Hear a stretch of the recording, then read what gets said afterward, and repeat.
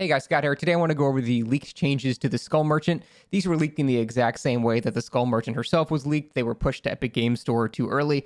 So that's how I kind of know these are legitimate because they were required in the exact same way that the Skull Merchant herself was leaked a day or two before the PTB. So this does seem very much legit. And also it seems legit because it seems right on par for what behavior would do in terms of changes that don't really accomplish much or even make her worse. So I want to go over why these changes are mostly not good. There's like one or two things that are good, but these are mostly not good changes, and they don't really affect anything. They don't change the correct things to change. It's sort of like what they do with Trickster. They just slap some number buffs and things like that, but they don't address the core gameplay issues with the killer, and I want to go over why that's the case in hopes that they see that and go, okay, maybe we shouldn't do this. Let's do this instead. I uploaded a whole video recently where I went over all the changes I would make to this killer to make her more enjoyable and stronger.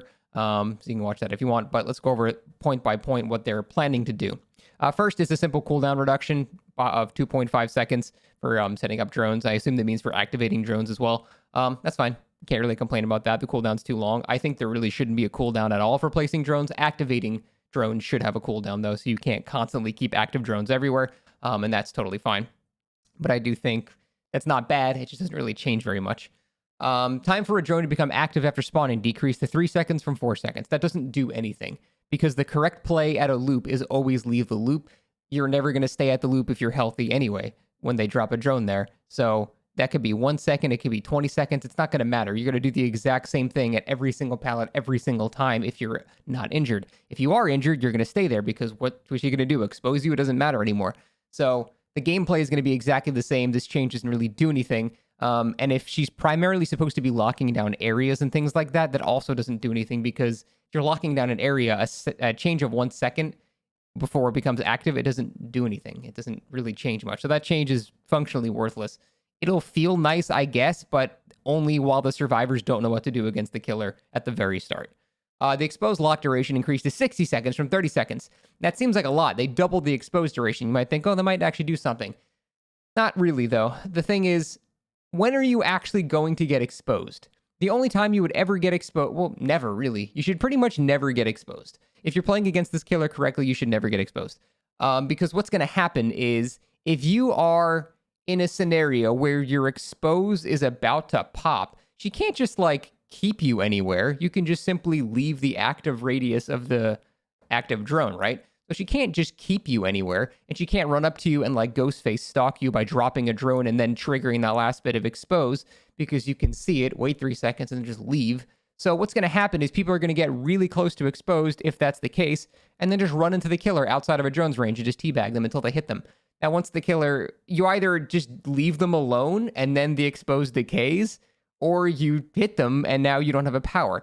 So my whole point is when survivors learn how to play against her, all these things don't really do anything because the actual activation of the expose is usually only happening if the survivor simply doesn't know what they're going against.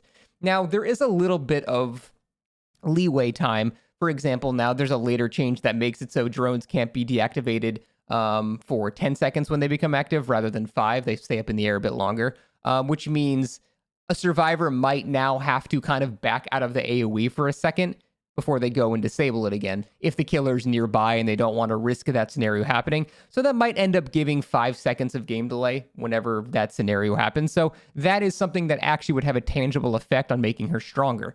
And that's nice and everything. But for the most part, the whole exposed lock thing, you're not going to get exposed very often. And if you do, it's because you're simply playing wrong. Because the correct option will always be kind of like Ghostface. When Ghostface has stalked you to 99%, the correct play is to run in the Ghostface's face and make them hit you. If they choose to not... So that's the thing. Even Ghostface can choose to not hit you and follow you for 15 seconds and then trigger the last of their power. This killer can't even do that. So they can't capitalize on that level of expose. And I went over how to fix this in my last video if you want to watch that. But it sounds nice in theory, but it's not really going to ever happen in a scenario where it's beneficial for the killer. So it's not going to really end up doing much to make her stronger, at least in my opinion. Decline lock delay increased to 10 seconds for 5 seconds. So what this is when you're outside of an active AoE, you have to wait 5 seconds for your exposed timer basically to start ticking down. Now it's going to take 10 seconds as well. Like I said, that combined with the longer time it takes before you can disable a drone might make it so you're getting a residual buildup over time. and that can be, something that does make her a little bit stronger. I will definitely admit that does make her stronger, because not because you're going to expose people more, but because survivors will have to actually respect when the drone becomes active and sort of back out of its AoE for a second and wait for that, 10-second timer now and then go back and expose it. Or they can just do it anyway and not give a shit if the killer's on the other side of the map. So this does actually make her stronger, but not in the way that we want her to be stronger, I guess, if that makes sense.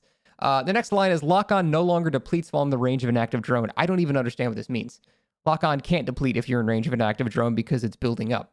I don't even know what that line means. I must be misunderstanding it, or maybe the leak was misunderstanding it, but that doesn't make any sense to me, because if you're in range of an active drone, your lock on is building up, not going down.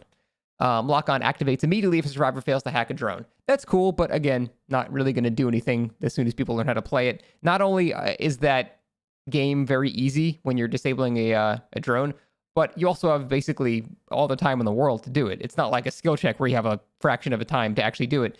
You can be an 80-year-old grandma, just look at the buttons, press them one at a time. You're not going to accidentally screw it up. I'm not saying that people are not going to be stupid and just press the wrong button for some reason. Of course it's going to happen, but it's not going to be a reliable thing ever that works. Even people that don't know how to play the game know what an arrow button is, and then they know what to press there. So I can't imagine that really mattering very much. It's cool and all, and it might get you a down 1 out of every 50 times or something like that. But for the most part, it's not going to matter very much.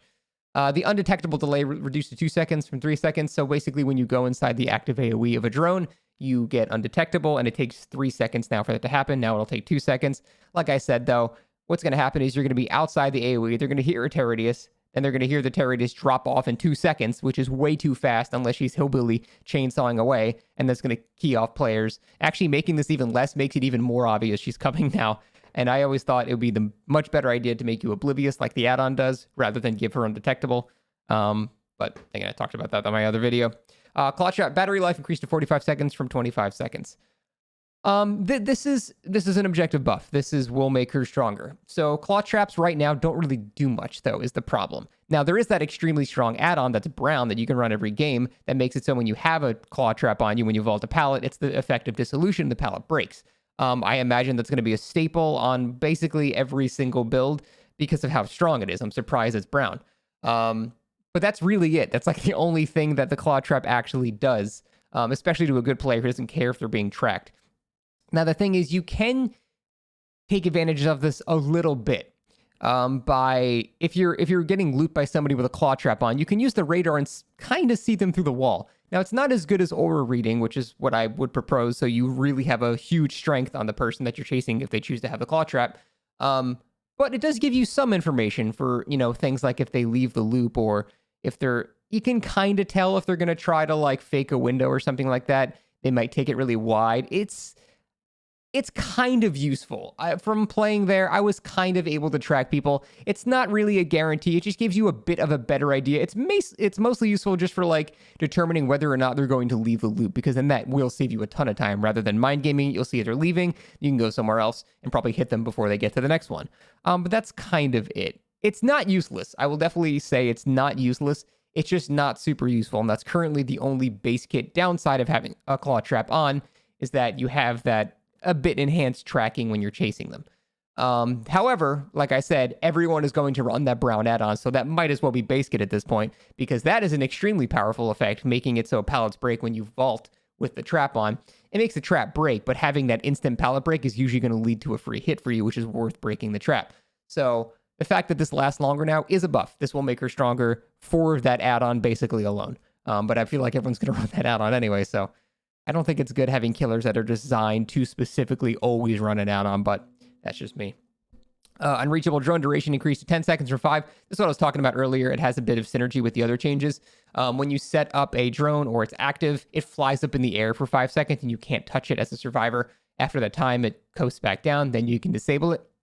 Increasing this by 5 seconds might make survivors who are near exposed and near the killer actually back off for 10 seconds before they go in and disable it. So that might give you, 30, 40 seconds of additional game delay over time. So that is probably, strangely enough, one of the strongest buffs she's actually getting that will have a tangible effect on the game, because the risk-reward scenario is a bit different and survivors might have to get exposed in areas that are not good if they want to ignore that.